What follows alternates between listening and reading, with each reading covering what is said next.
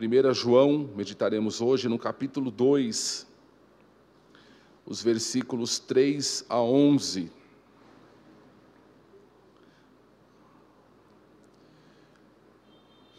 Primeira João, capítulo 2, os versos 3 a 11.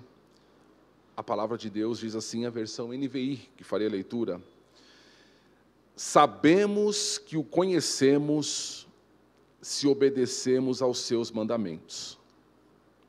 Aquele que diz, eu o conheço, mas não obedece aos seus mandamentos, é mentiroso, e a verdade não está nele. Mas, se alguém obedece à sua palavra, nele verdadeiramente o amor de Deus está aperfeiçoado. Desta forma, sabemos que estamos nele. Aquele que afirma que permanece nele, deve andar como ele andou. Amados, não lhes escrevo um mandamento novo, mas um mandamento antigo, que vocês têm desde o princípio, a mensagem que ouviram. No entanto, o que lhes escrevo é um mandamento novo, o qual é verdadeiro nele e em vocês. Pois as trevas estão se dissipando e já brilha a verdadeira luz.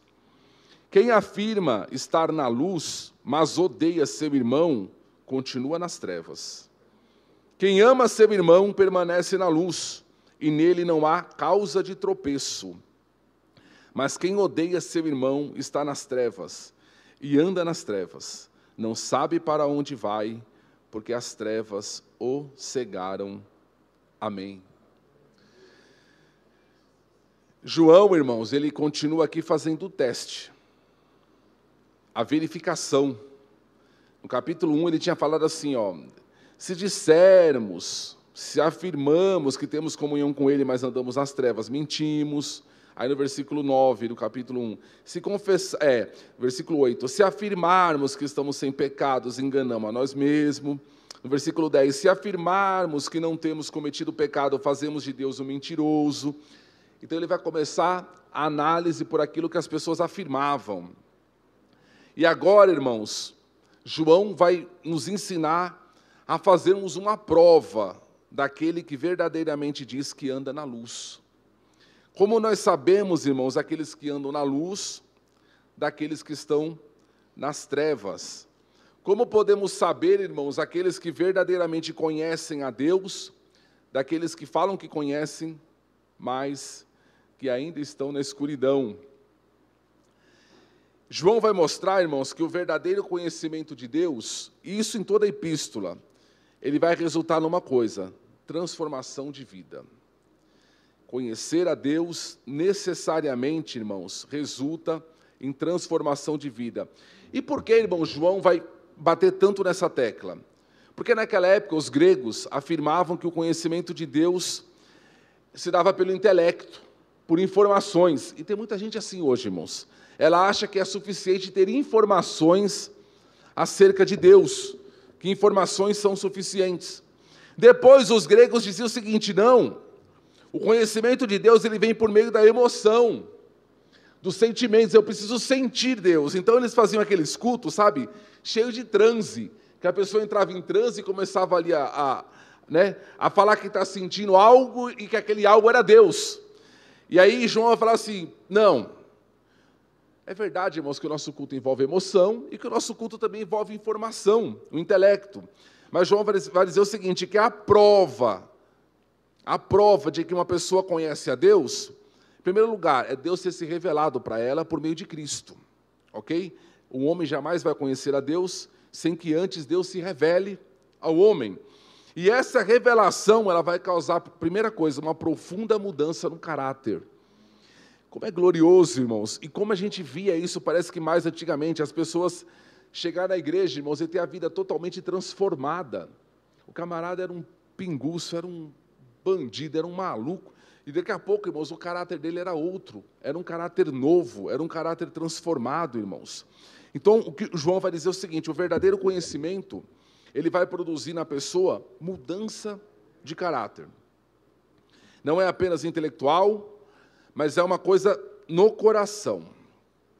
O conhecimento de Deus é verdadeiro quando ele é transformador. O conhecimento de Deus, ele é verdadeiro quando ele transforma. Paulo disse assim, tudo se fez, as coisas velhas se passaram e tudo se fez novo. Coríntios, 2 Coríntios 5:7. Então, irmãos, a prova que João vai dizer aqui é o seguinte: se conhecemos, versículo 3, sabemos que o conhecemos, se obedecemos aos seus mandamentos. A prova, irmãos, de que alguém conhece a Deus é a obediência. Volto a dizer, não é simplesmente ter informação acerca dele, mas é andar como ele andou. Quem conhece a Deus, irmãos, é uma pessoa que vive em sujeição a Deus. Sujeição a Deus. Isso, irmãos, não significa uma vida perfeita. Não, né? Perfeitamente obediente. Não, mas significa que a pessoa luta de acordo com a sua fraqueza humana. Mas ela luta, né, para ser semelhante a Ele. Ela luta para andar como Ele andou. Quem conhece, irmãos, guarda os seus mandamentos. E a palavra guardar aqui, irmãos, dá a ideia de vigiar, de estar atento. Eu estou atento à palavra, eu estou atento ao que a Bíblia fala para mim. Eu vou tomar uma decisão, o que a Bíblia fala dessa decisão? Eu estou com um problema no relacionamento, o que a Bíblia fala sobre isso? É a pessoa estar atenta, irmãos, àquilo que a palavra diz. E aí, irmãos, porque assim, conhecer a Deus e ter comunhão com Deus, ou seja, estar em obediência a Deus, são duas faces da mesma moeda. Ninguém tem uma coisa sem não ter a outra. Ninguém tem uma face só da moeda. Ou você tem as duas faces, ou você não tem a moeda. É verdade? Ninguém pode falar que conhece a Deus se não tiver em obediência a Deus, se não guardar os mandamentos de Deus. Então, quem guarda vive sempre em busca, irmãos, dessa obediência. E isso, irmãos, não é de boca, não é falar, eu conheço. Não é dizer, eu senti que eu conheço, não. É uma obediência de conduta, na moral. Né? É mais difícil isso.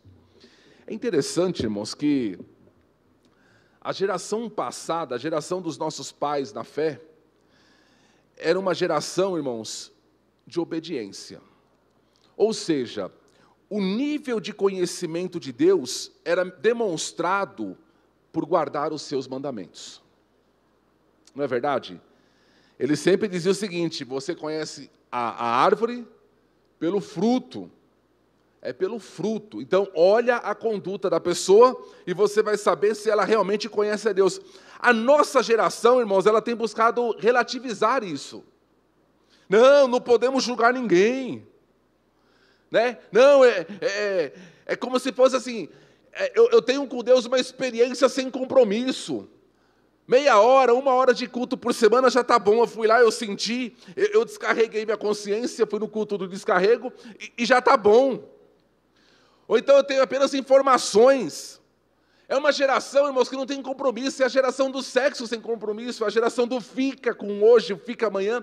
E acha que com Deus é a mesma coisa. Do prazer sem aliança. Uma geração assim, irmãos, só pode andar nas trevas. Como disse o profeta, este povo me honra com os lábios. Canta que é uma beleza. Pensa num povo que canta. Mas o coração está longe de mim. E João vai dizer aqui, quem diz que conhece, guarda os mandamentos. O verdadeiro cristão não é aquele que vive dizendo que ama a Deus. É aquele que se esforça ao máximo em obedecê-lo. Temor, irmãos, se fala de temor. A prova, irmãos, de que alguém ama a Deus, irmãos, é a busca incessante de imitá-lo. Eu quero imitar a Cristo. Tem uma frase que diz o seguinte, Cristo não é apenas o nosso mestre, Cristo é o nosso exemplo. É o nosso exemplo. E João disse assim no versículo 6, quem ama deve andar como ele andou. Isso, irmãos, nos remete à palavra que ouvimos no domingo, sobre o jugo. Não é verdade? Eu vou andar como ele andou se eu estiver com o jugo. Ou eu tenho o jugo e ando conforme ele andou, né? Ou eu não tenho jugo e caminho por mim mesmo, caminho à vontade, né? Fazendo o meu próprio caminho. João vai dizer assim, não, quem ama a Deus e quem conhece a Deus, anda como ele andou. Ou seja, a prova deste amor, irmãos, é a lealdade.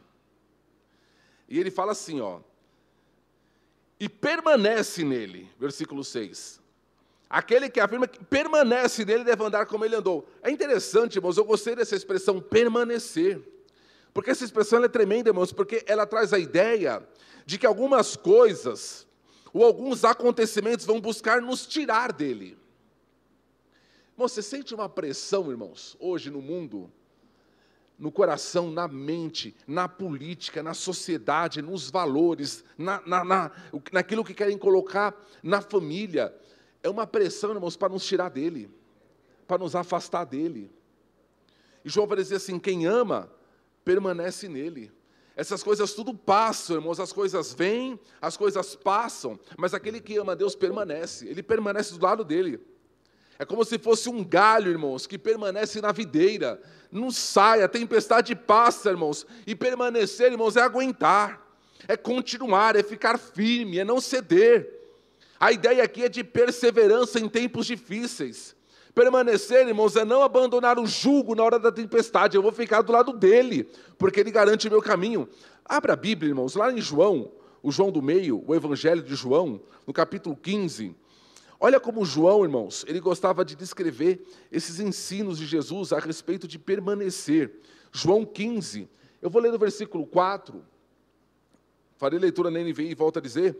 No versículo 4 de João 15, diz assim, ó, até o 9. Olha só quantas vezes aparece a palavra permanecer. Permaneçam em mim, e eu permanecerei em vocês. Nem o ramo pode dar fruto por si mesmo, se não permanecer na videira. Vocês também não podem dar fruto, se não permanecerem em mim. Aí no versículo 5, eu sou a videira, vocês são os ramos. Se alguém permanecer em mim e eu nele, esse dá muito fruto, pois sem mim nada podeis fazer. Versículo 6, se alguém não permanecer em mim, será como o ramo que é jogado fora e seca. Tais ramos são apanhados, lançados no fogo e queimados. Versículo 7, se vocês permanecerem em mim e as minhas palavras permanecerem em vocês, pedirão tudo o que quiseres e lhes será concedido. Versículo 8, meu Pai é glorificado pelo fato de vocês darem muito fruto e assim serão meus discípulos. Versículo 9, como o Pai me amou, assim eu os amei, permaneçam no meu amor. Irmãos, eu não contei não, mas deu mais de 10 vezes a palavra, 9 vezes? A palavra permanecer, nesse pequeno trecho, é permanecer. Quem ama, irmãos, permanece. O compromisso do cristão, irmãos, com o Senhor é algo que persiste. Apesar de tudo que o cerca, é algo que dura. Irmãos, a gente, como diz lá no livro de Números, né? O pastor Maurílio gosta muito de falar sobre isso, nós somos os servos da orelha furada. O servo da orelha furada é o seguinte, irmãos, você tinha escravo naquela época, e o escravo ele servia o Senhor por um tempo. E aí, depois de um tempo, irmãos, aquele senhor era obrigado a dar a liberdade para ele ganhava a liberdade. E às vezes acontecia, irmãos, do servo, do escravo, gostar tanto do senhor, que o senhor chegava para ele, você pode ir, você está livre, você já serviu pelo tempo que a lei manda. Ele falava, não quero ir não, eu quero ficar, mas você pode ir não, mas eu quero ficar, porque eu gosto do senhor, eu gosto de trabalhar aqui. E aí, o que o senhor tinha que fazer? Tinha que pegar aquele escravo e furar a orelha dele. Aí fazia um furo na orelha dele, então chamava esse daí o servo da orelha furada. Ou seja, ele já não serve por obrigação, ele já não serve por necessidade, ele serve porque ele quer servir. Ele serve voluntariamente, ele está aí voluntariamente. Então, o cristão que ama a Deus, irmãos, ele é um servo da orelha furada. Não estamos por obrigação, porque somos lavagem cerebral, e somos... Não, a gente quer ficar. A gente gosta, a gente ama o Senhor, e a gente permanece, irmãos. Essa tempestade vem, irmãos, e quantas pessoas, irmãos, a tempestade levou, a pandemia tem levado, mas nós, irmãos, estamos com a orelha furada. Eu estou falando isso literalmente, ninguém vai furar a orelha amanhã, literalmente não, irmão, simbolicamente, ninguém vai furar a orelha amanhã não, viu? Somos servos da orelha furada, irmãos, estamos porque por isso que a gente permanece, irmãos. Só permanece, irmãos, quem tem a orelha furada. Só permanece, irmãos, quem está por amor ao Senhor. Então, quem ama a Deus, irmãos, está com a orelha furada. Volto a dizer, simbolicamente. Irmãos, e aí continuando, a segunda parte, irmãos, da mensagem de hoje, a primeira parte é essa, né? Se alguém ama, obedece, guarda os mandamentos. E a segunda parte, irmãos, que João vai fazer da prova, onde é que é interessante? No versículo 7, João disse assim: amados, não lhes escrevo um mandamento novo, mas um mandamento antigo, que vocês têm desde o princípio, a mensagem que ouviram. O mandamento é novo ou não, irmãos? Não vos escrevo um mandamento novo, é um mandamento antigo. Aí no versículo 8, ele fala assim: no entanto, o que lhes escrevo é um mandamento novo. Fala, meu Deus, deu um nó na... Ô João, o que aconteceu aqui? Será que é a idade de João, né? O que João escreveu aqui, irmãos? É um mandamento novo ou é um velho? E aí eu coloquei assim: o velho, novo mandamento. É um velho, novo mandamento. Por quê, irmãos? Que aí o nordestino pega um negócio desse e fala: ô, gente, é velho ou é novo esse trem? É velho novo. Ele é as duas coisas. Porque a ideia aqui, irmãos, é o seguinte: é o mandamento de amar o próximo, de amar o irmão. E esse mandamento de amar, irmãos, ele não é novo. Moisés já falou sobre ele. Deuteronômio 6:5, Levítico 19:18. Mas, ao mesmo tempo que ele é velho, ou seja, que Moisés já falou dele, ele é novo. Por que ele é novo? Porque Jesus deu um novo significado para ele. Porque Jesus deu vida a este mandamento. Jesus trouxe um sentido a esse mandamento. Você lembra? Sabe por que o mandamento é velho e é novo? Porque Jesus falou assim, ó: ouviste que foi dito aos antigos? Ou seja, é velho. Eu, porém, vos digo. Eu vou dar um novo significado para aquilo que eles falaram. Ele é velho, mas agora ele é novo. Jesus, irmãos, ele ia na raiz do problema. Ouviste que foi dito aos antigos: não adulterarás. Aí o camarada às vezes pegava umas brechas lá, e aí Jesus falou assim: eu, porém, vos digo. Se você olhar para uma... Meu Deus do céu. Jesus falasse, né? No Brasil, na época do calor, se você olhar para uma mulher e a cobiçar no teu coração, você já... Jesus ia na raiz do problema. Por isso, com o mandamento velho, ele se torna novo. O velho não é desprezado. E através do velho é que o novo é produzido. É como se fossem, irmãos, os mandamentos, os testamentos da Bíblia. Você tem o Velho Testamento e o Novo Testamento. O Velho Testamento não é desprezado, irmãos, não foi anulado. O Novo traz para o Velho um novo significado, um significado maior. E por que, irmãos, o amor ao próximo precisava de um novo significado? Porque os judeus tinham deturpado ele. Porque a lei mandava amar o próximo, e aí o judeu foi lá e deu um jeito no mandamento e falou assim: quem é o meu próximo? Você lembra que o homem foi perguntar para Jesus: quem é o meu próximo? E quem era, irmãos, o próximo para o judeu? O judeu dizia o seguinte: para o judeu era assim, ó: eu tenho que amar o meu próximo, desde que ele seja um judeu. Eu amo o meu próximo se ele for um judeu. E se ele for um gentio? Ele é um cão. E se ele for um samaritano? O samaritano... ele foi feito como combustível para o fogo do inferno. É o que eles diziam do samaritano. O samaritano serve de combustível para o fogo do inferno. É uma raça miserável. Então, quem era o meu próximo? O que estivesse no mesmo nível. E aí Jesus chega com a parábola do bom samaritano, dizendo quem é o próximo. Por quê? Porque vocês deturparam o antigo mandamento. Então, ele precisava de um novo sentido. E o que Jesus vem falar, irmãos? Quem é o meu próximo? É o próximo, é o que está mais perto. Eu achei interessante, irmãos, que a versão inglesa traduz como vizinho. Você escolhe vizinho? Você escolhe o vizinho de cima, de baixo, do lado? Você não escolhe, simplesmente o camarada chega com os móveis dele lá e muda. E você não tem o que fazer. Você não é o dono? É isso, irmãos. A gente não escolhe. E é interessante, irmãos, que eu sempre gosto de falar isso, porque a gente acha um absurdo o fato dos judeus selecionarem um próximo. Não é um absurdo? Que absurdo, o judeu só gostava se o outro fosse judeu também. Isso é um absurdo, a gente faz igual. A gente faz igual, irmãos. A gente é tão hipócrita quanto eles. Sabe quando a gente faz isso, irmãos? Quando a gente prefere amar aquele que está distante do que amar aquele que está do nosso lado. Você já reparou que é mais fácil amar quem está longe? É mais fácil, irmãos, amar aquela pessoa que a gente uma vez por mês, uma vez, sei lá, uma vez por ano, ou uma vez na vida, a gente vai lá e entrega uma cesta básica para ela. Puxa, a gente ama tanto aquela pessoa, ela é tão querida, puxa, que pessoa bacana, porque a gente não convive com ela, porque ela não nos fere, porque ela não fala mal de nós, porque ela não conhece os nossos defeitos e nem a gente conhece os defeitos dela. Agora, vá amar o próximo. Vai amar aquele que você vê todo dia. A gente ama aquele que a gente vê de vez em quando, irmãos, porque aquela pessoa não é capaz de nos ofender. Então, o ressignificado que Jesus dá para esse mandamento é o seguinte: você não pode escolher a quem você deve amar. A gente sempre fala, irmãos, nós devemos amar mesmo sem gostar. Não é verdade? A ordem é amar o irmão. Amar o irmão, irmãos, é mais difícil do que amar o estrangeiro. Amar o irmão é, na maioria das vezes, mais difícil do que amar o estranho.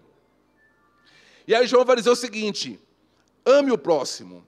E essa atitude vai definir se você está na luz ou se você está nas trevas. Amar o irmão, irmãos, não é uma questão de segundo plano. Não, o que importa é eu ser crente, é eu ser espiritual. O que importa é eu ir na igreja e prestar o meu culto e dar o meu dízimo e ir embora. Não, não é segundo plano. Isso vai definir o teu coração. Nessa matéria, irmãos, não há crepúsculo. Sabe o que é crepúsculo? É quando o sol está se pondo. Ou você está nas trevas ou você está na luz. Não tem assim meio termo. Eu estou no crepúsculo, eu estou aprendendo ainda. Não. Esse mandamento é novo, irmãos. Todas as vezes que a gente permite que Ele coloque a nossa relação no prumo. Puxa, como é difícil esse negócio. Esse mandamento é novo todo dia. Esse mandamento é novo porque Ele coloca pessoas novas para nós amarmos todos os dias. É o desafio de amar. Irmãos, mesmo que a gente vê todo dia, irmãos, o desafio de amar é diário.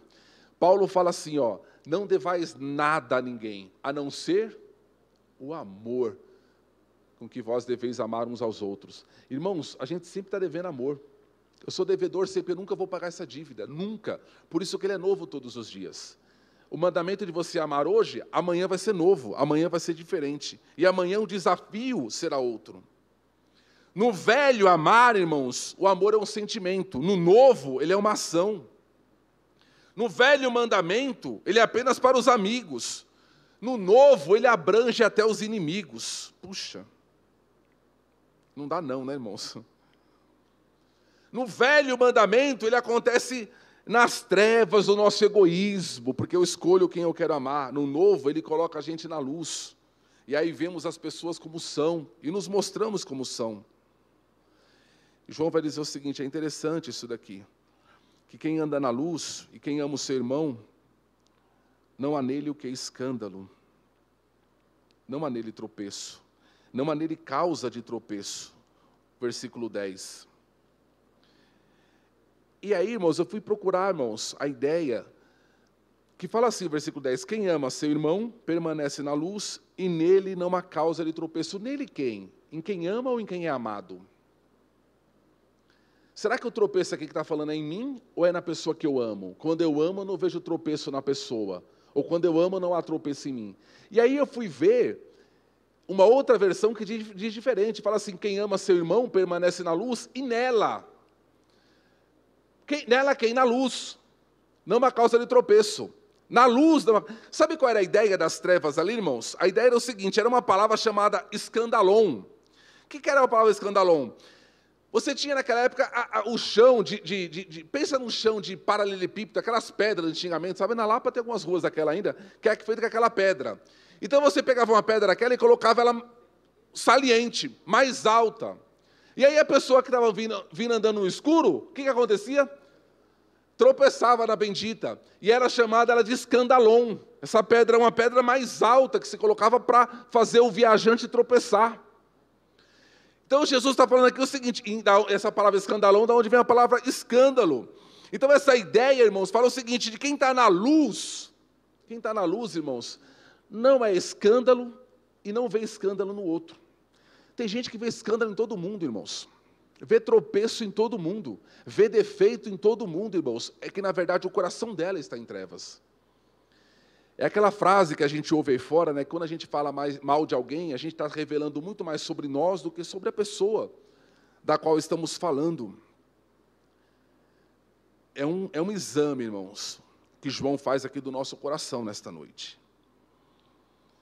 Aquele que está na luz, ele não tem escândalo, não há escândalo no outro. O coração dele é um pacificador, não é um incendiário, não é um perturbador. O coração dele, irmãos, está na luz, está em paz. Tem uma história que conta que tinha um ceguinho, que quando ele saía na rua de noite, era um ceguinho, mas quando ele andava de noite na rua, ele andava com a lanterna. E aí um dia um homem perguntou, mas por que você anda com a lanterna de noite? Você é cego. Ele falou assim, não, é para os outros não tropeçar em mim.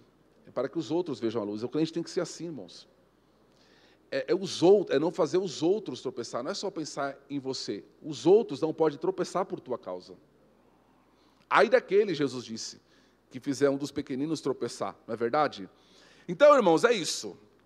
O ódio leva o coração do homem para as trevas, e nele há muitos tropeços, mas aquele que está na luz tem uma vida sem fingimento, sem hipocrisia, sem falsidade, e nele não há escândalo.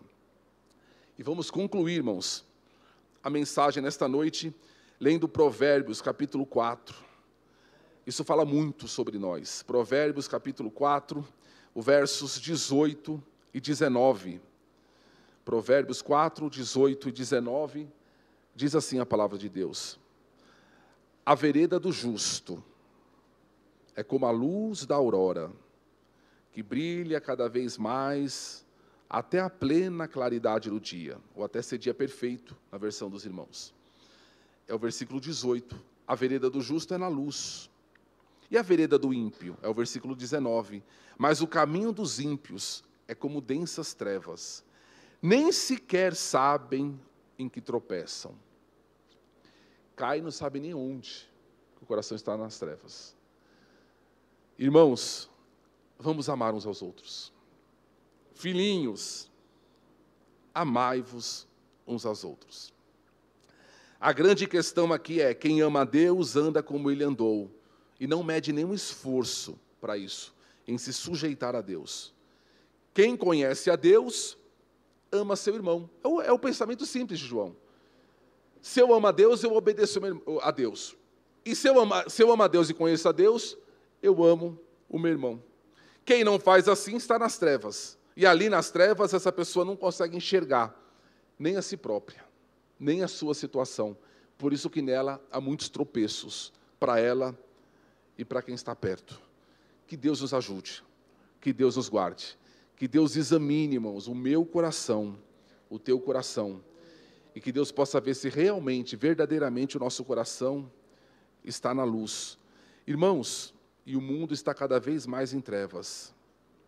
Andemos na luz, permaneça na luz. Daqui a pouco, irmãos, a gente sai dessa terra, sai dessas trevas que a gente está aqui, irmãos, estaremos com o Senhor.